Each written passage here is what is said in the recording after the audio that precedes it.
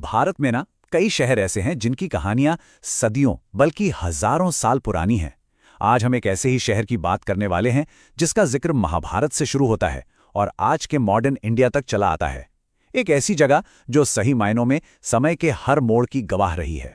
तो चलिए इस सफर को एक सवाल से शुरू करते हैं। जरा सोचिए, वो कौन सी जगह हो सकती है जिसका जिक्र महाभारत जैसे महाकाव्य में भी हो और फिर सदियों बाद वो मुगलों के लिए एक बेहद जरूरी स्ट्रेटेजिक किला बन जाए। इसका जवाब है मुंगेर। किसी भी जगह को जानने की शुरुआत होती है उसके नाम से। तो सबसे पहले यही समझते हैं कि इस ऐतिहासिक शहर को अपना नाम मुंगेर आखिर मिला कैसे। और यकीन मानिए, इसकी कहानी में भी ना कई परतें हैं। जो सबसे पुरानी थ्योरी है वो हमें पुराने ग्रंथों में ले जाती है, जहां इसका नाम मिलता है मुदगिरी या मोदागिरी। मतलब एक ऐसी जगह जो शायद अपनी लहलहाती मूंग दाल की खेती और चारों तरफ की हरी भरी पहाड़ियों के लिए फेमस थी। हो सकता है इसका सबसे पहला नाम यहीं से निकला हो। लेकिन रुकिए, कहानी बस इतनी ही नहीं है। कुछ पुराने शिलालेखों में एक और नाम सामने आता है, गुप्तगढ़। अब ये नाम सीधे सीधे इस इलाके को महान गुप्त साम्राज्य से जोड़ता है, जिसे हम भारत का सुनहरा दौर भी कहते हैं। तो ये एक और पहचान हुई। और फिर आया ब्रिटिश राज का दौर। उस समय के दस्तावेजों में इसका नाम लिखा जाने लगा मोंघीर, और फिर धीरे धीरे लोगों की जुबान पर, बोलचाल में यही मोंघीर आज का मुंगेर बन गया। मतलब एक ही नाम, लेकिन उसमें मुदगिरी से लेकर मोंगीर तक की सदियों की पूरी यात्रा छिपी हुई है। तो नाम की कहानी तो बड़ी दिलचस्प थी। अब चलिए इतिहास के उन पन्नों को पलटते हैं जिन पर यह नाम लिखा गया था। मुंगेर का इतिहास ना सिर्फ कुछ घटनाओं का कलेक्शन नहीं है, बल्कि ये कई युगों का एक पूरा सफर है। देखिए, इसकी यात्रा शुरू होती है महाभारत काल के मोदागिरी से। फिर मध्य युग में ये पाल और सेन राजवंशों का एक ताकतवर किला बना। उसके बाद मुगल आए और उन्होंने इसकी अहमियत को समझते हुए इसे एक बड़ा मिलिट्री सेंटर बना दिया। और फिर ब्रिटिश राज ने यहाँ औद्योगिकरण की नींव रखी, जिसका सबसे बड़ा सिंबल बना जमालपुर रेलवे वर्कशॉप। मतलब हर दौर में मुंगेर ने एक बहुत ही जरूरी रोल निभाया है। और इस पूरे लंबे इतिहास का दिल अगर कोई है तो वो है गंगा के किनारे खड़ा ये मुंगेर का किला। ये सिर्फ पत्थर की दीवारें नहीं है, ये एक खामोश गवाह है।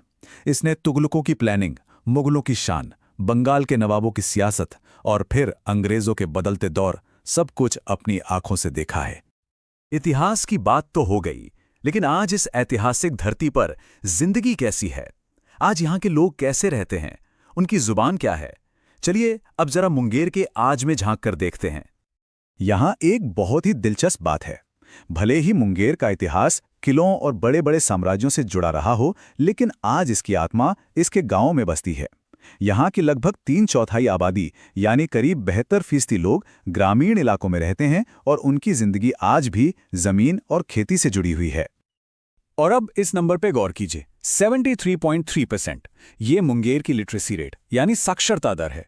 और जानते हैं इसे खास क्या बनाता है? ये कि यह बिहार की औसत साक्षरता दर से काफी बेहतर है। ये इस ग्रामीण आबादी की एक और कहानी बताता है, एक ऐसी कहानी जहां मुश्किलों के बावजूद पढ़ाई लिखाई को अहमियत दी जाती है। कहते हैं ना, हर जगह की अपनी एक आवाज होती है, अपनी एक बोली होती है। मुंगेर की वो आवाज है अंगिका।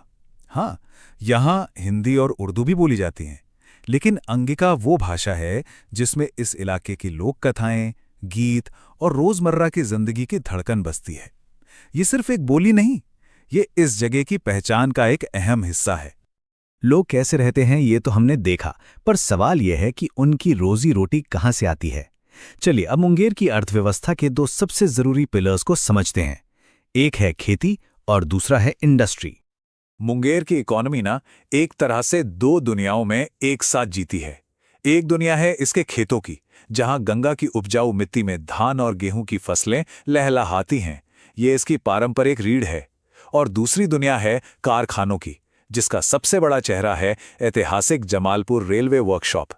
तो ये परंपरा और उद्योग का एक बड़ा ही अनोखा मेल है।